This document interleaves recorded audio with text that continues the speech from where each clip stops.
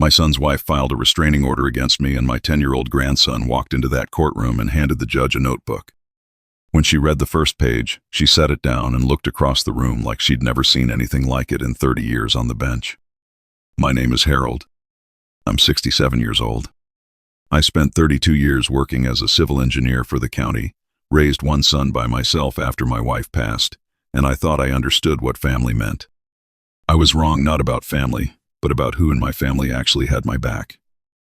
I found that out the hard way, in a wood-paneled courtroom on a gray Wednesday morning in November, and the person who saved me was 10 years old and barely tall enough to see over the witness stand. Let me back up. My son, Garrett, married Diane 9 years ago. I was thrilled for him. He'd spent his late 20s focused entirely on his career, structural engineering, same field as me, and I worried sometimes that he'd let life pass him by. Then he met Diane at a conference in Denver, and within 18 months they were married and expecting. My grandson Owen was born the following spring. I was in the waiting room when he came into the world, and I cried in a way I hadn't cried since my wife's funeral.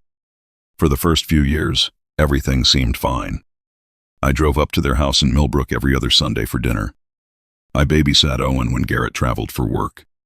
I helped them with a down payment on their house quietly, no strings attached, because that's what you do for your children. Diane always seemed warm enough in those early years. A little formal, maybe. A little careful with her words around me, like she was always calculating what impression she was making. But I chalked that up to personality. Some people are just private. Things started to shift about 2 years ago, though I didn't recognize it at the time. The Sunday dinners became less frequent. Garrett started making excuses. Diane was tired. Owen had a soccer game. They had plans with her side of the family. When I did come over, Diane would disappear into another part of the house after the meal, leaving Garrett and me to talk in the living room while Owen colored at the kitchen table. It felt off, but families go through phases. I didn't push. Then Owen started calling me less. He used to call every Thursday evening, his idea, not mine. He'd started doing it around age 6 just to tell me about school and ask if I'd watched whatever nature documentary he was obsessed with that week. Those calls tapered off, then stopped. When I asked Garrett about it, he said Owen was busy with school and after-school activities. It was a reasonable explanation. I accepted it. What I couldn't accept, and couldn't explain, was the restraining order. I got the notice on a Tuesday afternoon in late September. Certified mail. I stood in my driveway and read it twice because the first time I genuinely thought there had been a mistake, wrong address, wrong Harold, something. The filing listed my name, my address, and a set of allegations I didn't recognize as anything I had ever done. Diane was claiming that I had shown up at their home uninvited and behaved in a threatening manner on 3 separate occasions. She claimed I had left hostile voicemails. She claimed I had made comments that made her fear for her safety. I had done none of those things. I hadn't even been to their house in 6 weeks. My lawyer, a steady woman named Patricia who I'd used for estate matters years ago, reviewed the filing and told me gently but directly that the allegations, if believed, were serious enough to potentially affect my ability to see Owen. That word potentially hit me like a physical thing. Not see Owen. My grandson who called me every Thursday to talk about octopuses and weather patterns and whether clouds had feelings. That Owen. I spent the 2 weeks before the hearing going over everything in my head. The last time I'd seen Diane face to face. The last voicemail I'd left, which was a perfectly ordinary message asking if Sunday dinner was still on. The last time I'd been to their house, which had been a planned visit, invited, to help Garrett replace a section of back fence. I had receipts, I had texts, I had a phone log that showed exactly what calls I'd made and when. But receipts don't always matter when someone is convincing enough on the stand. I knew that. Patricia knew that. What I didn't know, what I had no way of knowing, was that Owen had been keeping a notebook. The morning of the hearing, I arrived early and sat in the hallway outside the courtroom with Patricia, going over our documents one more time. Garrett arrived about 20 minutes later. He looked the way he'd been looking for months, tired and conflict avoidant, like a man trying to be in 2 places at once. He sat down next to me without making eye contact. "Garrett," I said. "Dad, let's just get through today." That was all he said. I looked at him for a moment and then looked away.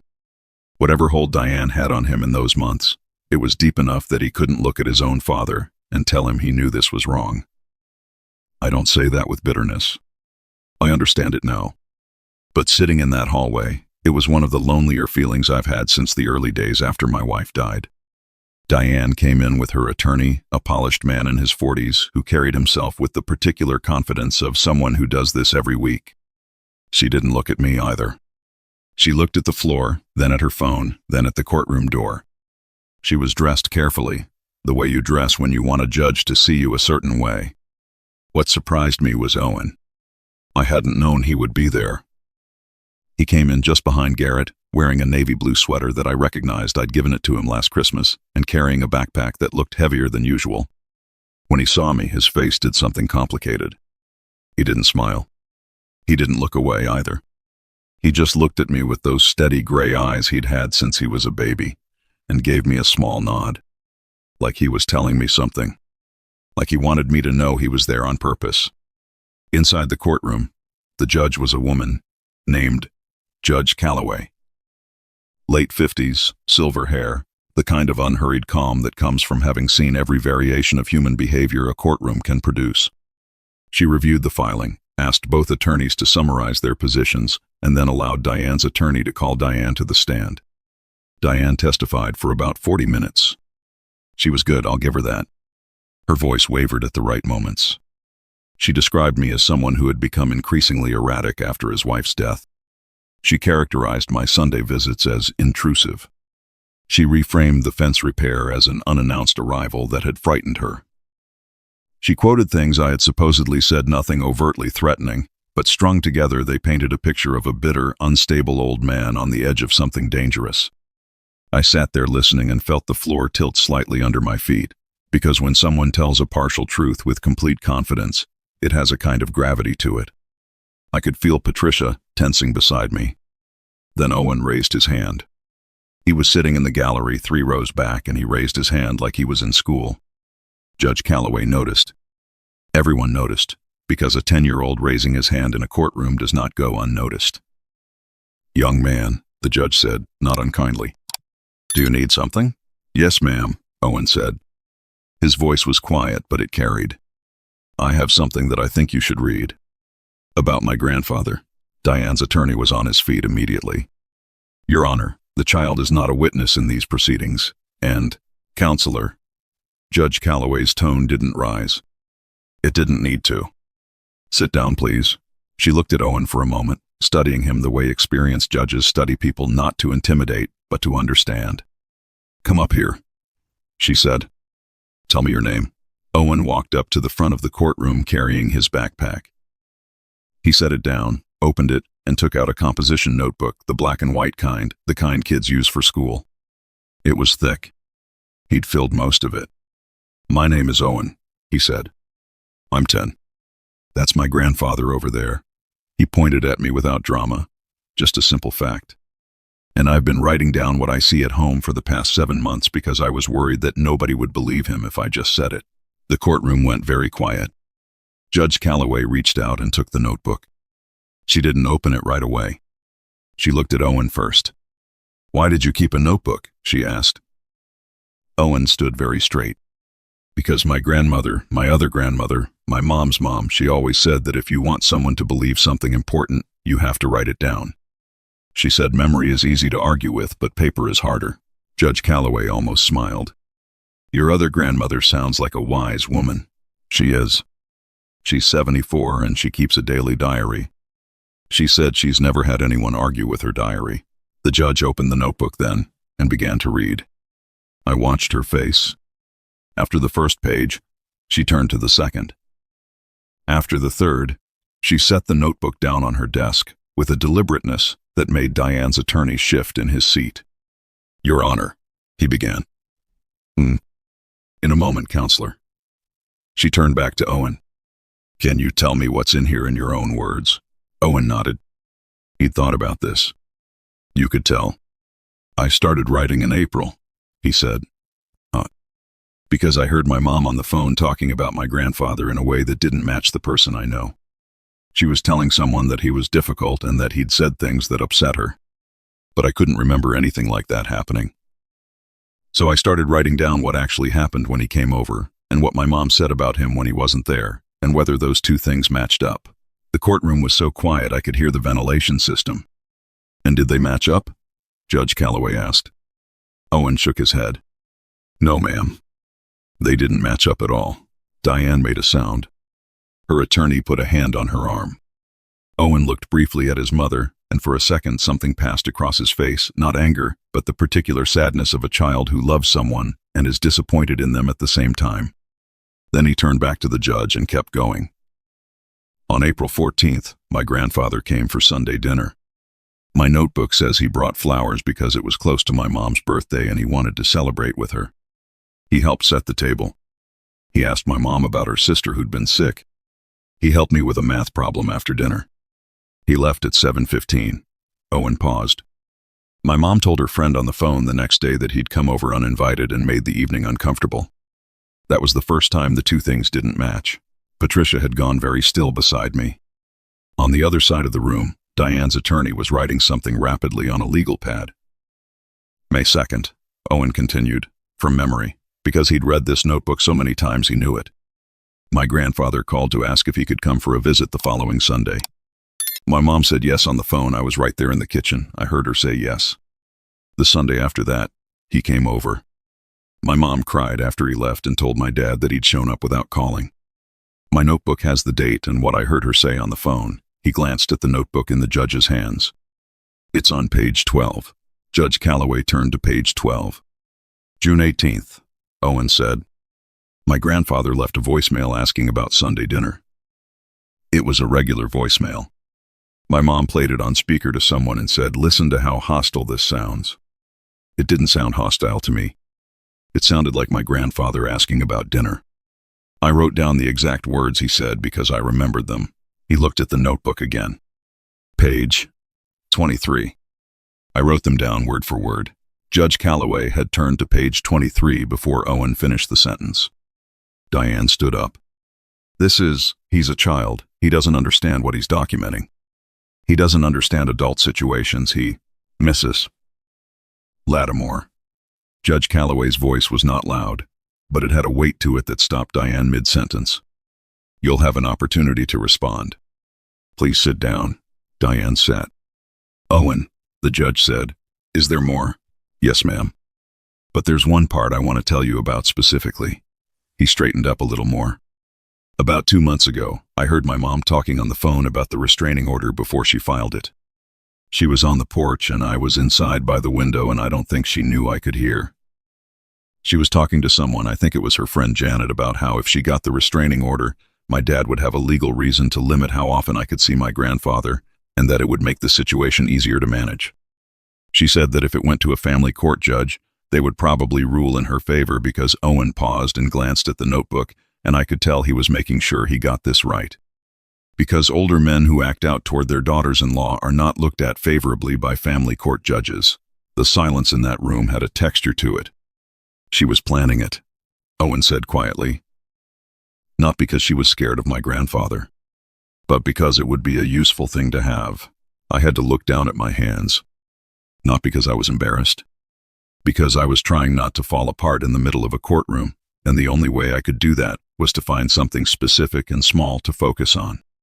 Judge Calloway closed the notebook carefully, like it was something that deserved to be handled with care. How long did it take you to fill this notebook? She asked. 7 months and 11 days, Owen said.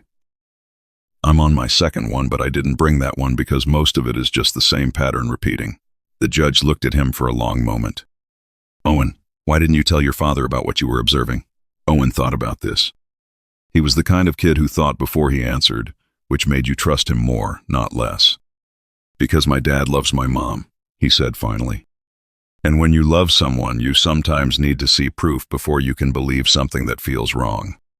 I thought if I just told him, it would be my word against my mom's, and that's really hard for a parent. But if I had proof, then it wasn't just me saying it. It was real. Garrett, sitting just ahead of me, dropped his head into his hands. Judge Calloway called a 30-minute recess and took the notebook with her. I sat in the courtroom while people shuffled around me. Patricia put her hand on my arm and said quietly that she'd never seen anything like this in 20 years of practice. I didn't respond.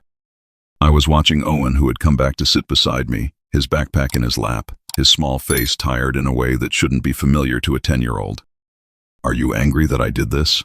he asked. I put my arm around him. "Owen, you are the most remarkable person I know. I'm only 10. I know. That's what makes it remarkable." He leaned against my shoulder. "I was going to tell you about the notebook a long time ago, but I wanted it to be complete first. I didn't want there to be any gaps she could argue with." I didn't say anything for a moment. "Your other grandmother taught you that too?" "She taught me a lot of things," he said. "Also, I read a lot." During the recess, I could hear fragments from where Diane and her attorney were sitting. The tones urgent, the words clipped, the sound of a strategy being dismantled and rebuilt in real time.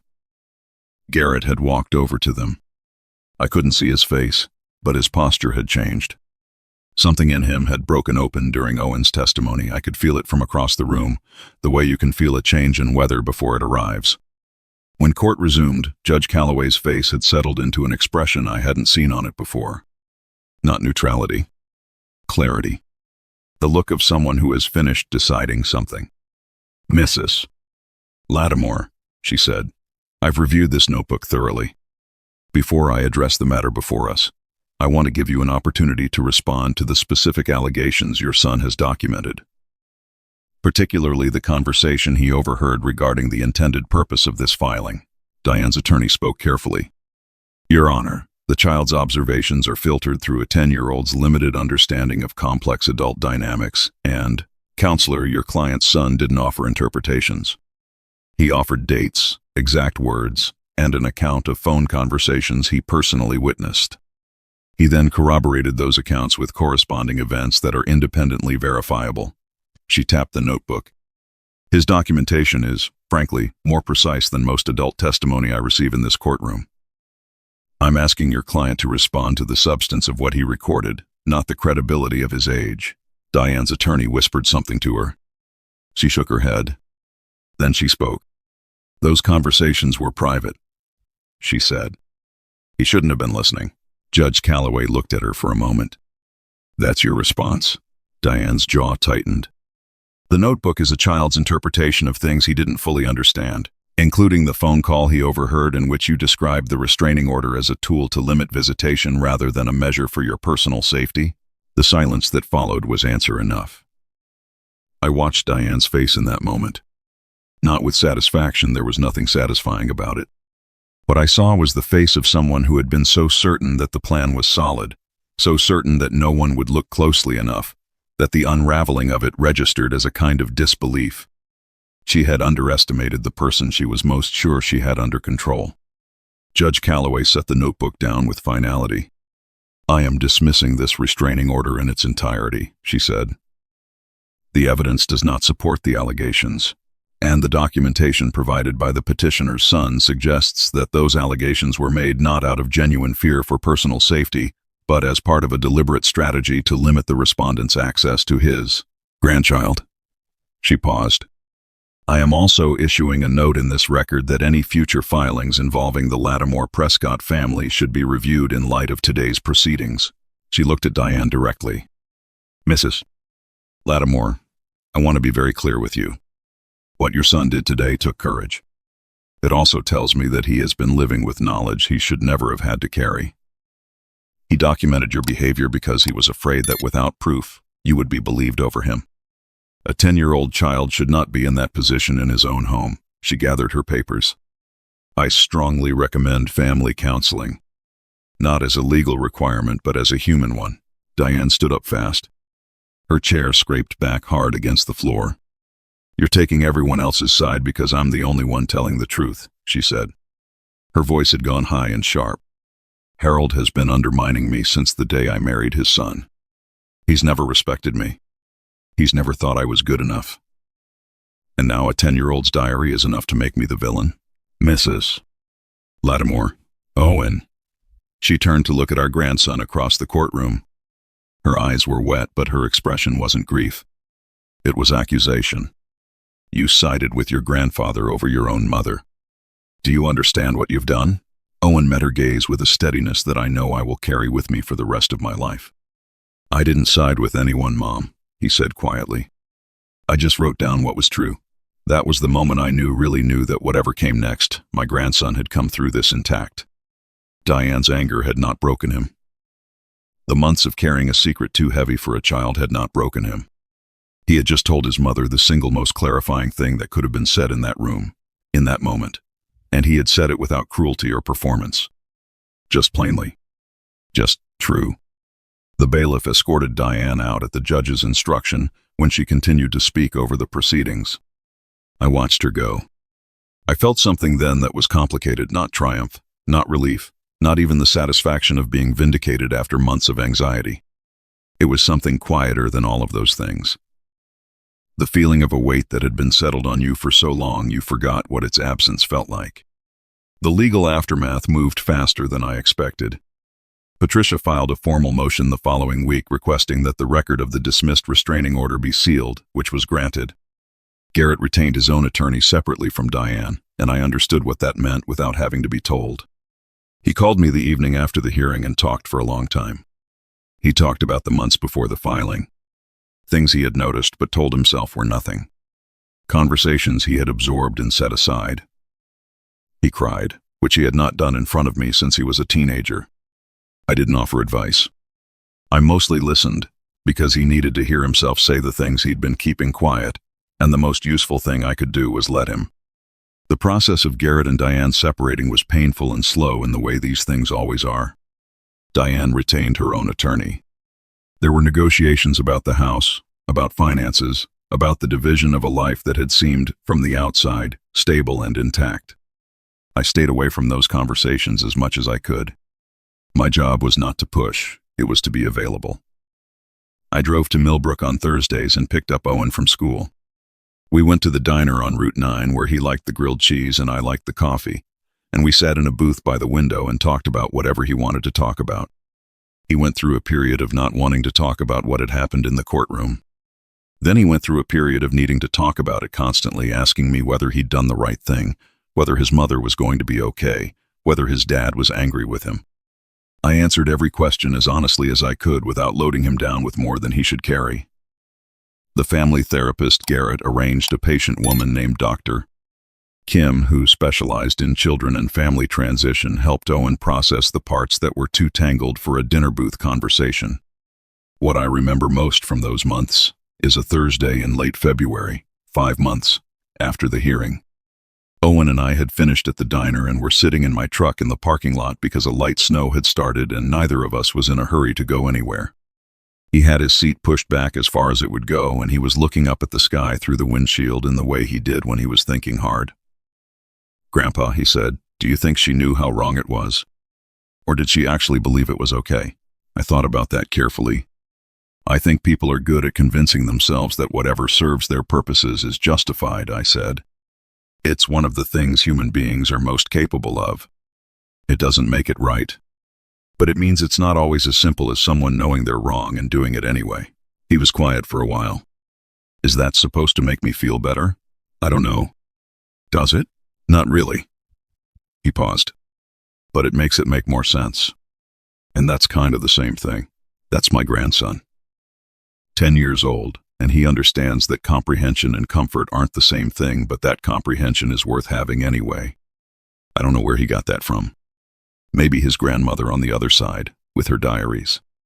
Maybe just from being himself." By spring, Garrett and Owen had settled into a small house about 3 miles from where they'd been living. Diane had moved to be closer to her sister in another state, and after the first few months of difficult transition, the logistics of custody and visitation found their rhythm. Owen spent every other week with his father. He called his mother on Sundays, short conversations that were careful and a little formal, like two people who were learning how to be in each other's lives in a different shape. I drove to Millbrook every Thursday. I was there every Sunday I was invited for dinner, and I stopped keeping count of the times I wasn't invited because that kind of accounting isn't useful. What was useful was showing up when showing up was asked for, and making myself easy to be around when I was there. Garrett was different in ways that were both good and hard to watch. Good in the sense that the chronic tiredness had lifted off him the specific exhaustion of a man who has been quietly doubting himself for years in a house where doubt was cultivated. Hard in the sense that he had to do the work of understanding how he'd let it go as far as it did, and that work is not comfortable or quick. He did it anyway. I was proud of him for that in a way I hadn't been proud of him in a long time, not for the achievement of it, but for the willingness to sit with the discomfort and keep going. One Sunday in April, almost 6 months to the day after the hearing, I was at their new house making breakfast. I'd started doing that on Sunday mornings, coming over early and having something ready when Owen woke up. Garrett was reading at the kitchen table with his coffee. Owen appeared from the hallway, still in his pajamas, sleep-creased and squinting. He sat down across from me and looked at the plate I set in front of him and then looked up. "Grandpa," he said, in the tone of someone who has been thinking about something. I found something when I was cleaning my room." He reached into the pocket of his pajama pants and set a small object on the table between us.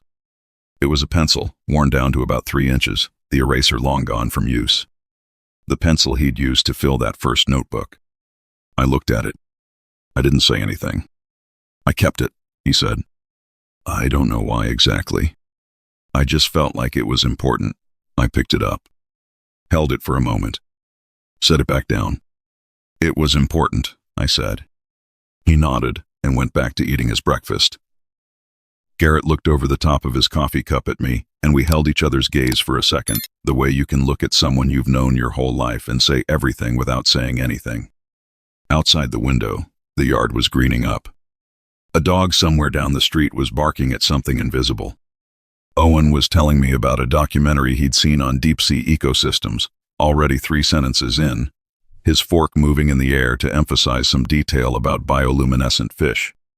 Garrett refilled my coffee without being asked.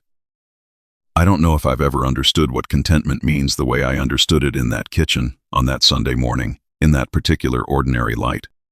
Not happiness exactly, there was still too much that had been broken and was only partway mended for that. But something more durable than happiness. The feeling of people who have come through something difficult and are still, somehow, at the same table. That's what I think about when I think about that year. Not the courtroom, not the restraining order, not the cold shock of that certified envelope in my driveway. I think about my grandson and his worn-down pencil. I think about the way he looked at the judge and said he hadn't sided with anyone, he'd just written down what was true. He'd been protecting me. But the thing I understood later, the thing that took time to fully settle into, was that he'd been protecting something bigger than me. He'd been protecting the idea that truth is worth the trouble of keeping track of. That you write things down not because you plan to use them as weapons, but because accuracy matters, because memory is fallible, because the record of what actually happened is worth preserving against the version that someone else finds more convenient. He learned that from his other grandmother and her 70 years of diaries. But he carried it through in a courtroom on a cold Wednesday morning when he was 10 years old, in a navy sweater I'd given him for Christmas, with a composition notebook he'd filled over 7 months because he believed that paper was harder to argue with than memory. He was right, and I will never stop being grateful for it. Sometimes the most powerful thing in a room isn't a lawyer or a judge, it's a child who quietly decided that truth was worth keeping track of. Owen didn't shout or argue. He just wrote things down, day after day, because he believed accuracy mattered. That kind of quiet faithfulness to honesty, to the people we love, is something any of us can practice. The people watching over us are often closer than we realize. A small note to our viewers. This story was created and imagined by AI, crafted to bring you an entertaining story while carrying a little warmth and a lesson worth holding on to.